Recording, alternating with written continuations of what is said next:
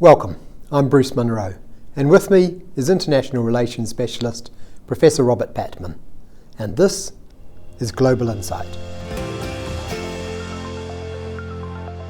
This week, New Zealand has joined Western nations in accusing China's government of internet hacking attacks. This comes just 2 months after New Zealand's own allies had accused it of being too soft on China. What's happening to New Zealand's foreign policy? Let's find out. Welcome, Robert. Morning, Bruce. This looks like a flip-flop from the New Zealand government. What forces are at play? Appearances can be deceptive, Bruce. It looks like a flip-flop, but it's an adjustment. What forces are at play?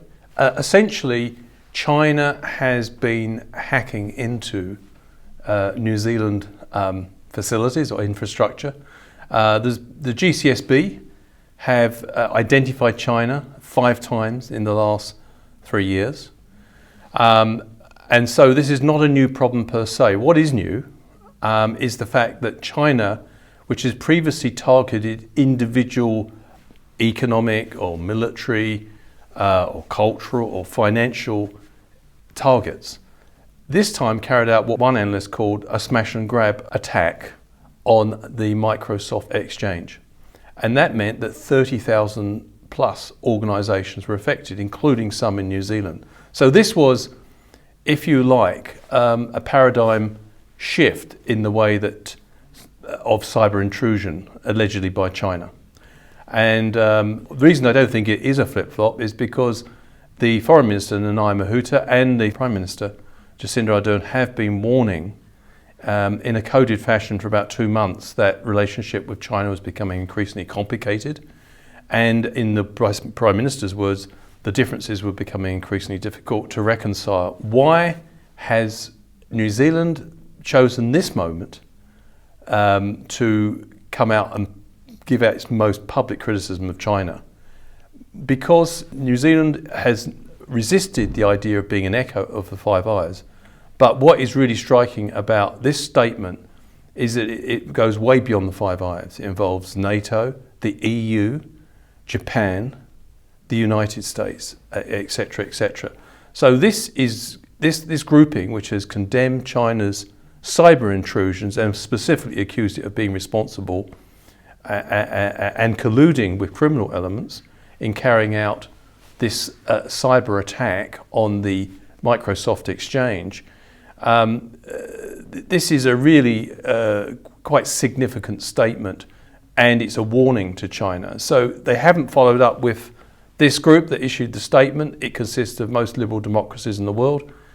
It's a very comprehensive grouping, and I think they have not carried out any, as I say, retaliation or sanctions against China, but the ball is now in China's court. China has to reckon with this degree of expressed opposition to its activities. Where will it lead? This is a major challenge to China. There are fears in New Zealand that we're going to be targeted for sanctions and that China's responsible for 30% of our exports. But if China moves against New Zealand, then it's likely to face retaliation from all the other states which have signed up to this statement, because they've all been affected by China's activities. So in a sense, I'd be surprised if China does retaliate against any of the parties involved in this statement. And why? Well, because some of the biggest trade partners of China have issued this challenge, have made this statement criticising China's cyber activities. The EU, the US, Japan. These are huge markets, and China has to be very careful here. In a sense, this is calling China's bluff. China has moved individually against states which annoy it, but now it's got a global grouping with some of the biggest markets in the world within it. If China moves against the EU or Japan or the United States, that could have economic ramifications for China. It could seriously impact on China's ability to maintain a pattern of economic growth, and that in turn, if that trend is interrupted, that could have political ramifications for the role of the Communist Party in China. After all, the legitimacy of the Communist Party in China is based on its ability to deliver economic growth to the Chinese people. If that ability is interrupted, there may be big questions about the monopoly of power being wielded by the Communist Party of China. So if we take a long-term view, how important historically is this moment? I think it's a critical moment, a major landmark in the post-Cold War period. And I think it's also showing that smaller countries and middle powers, let's be quite clear about this. More than 180 countries in the world depend on what's called a rules-based order, an international rules-based order. And China says it supports the rules-based order. But there's often China's not alone in this, there's often a discrepancy between what states claim and what they actually do. Difference between declaratory policy and substantive policy. And I think what states are beginning to indicate to China is that this can't go on. And China now, it faces a major challenge. And China is a relatively young foreign policy player. It's only been really active in foreign policy since the beginning of the 21st century, possibly from about 2005 onwards. Before then, it was concentrating on its domestic economic picture, and very successfully so.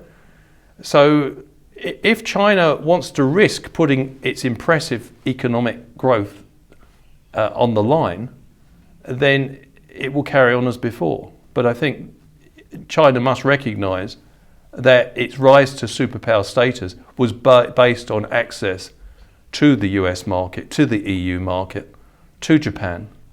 And therefore, is putting a lot at risk if it continues with these alleged cyber activities. So yes, I do think it's a very important moment.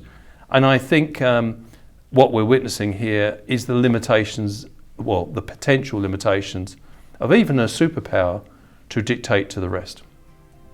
Thanks, Robert. Thank you. And thank you for watching. Catch us next time on Global Insight. Noho ora mai.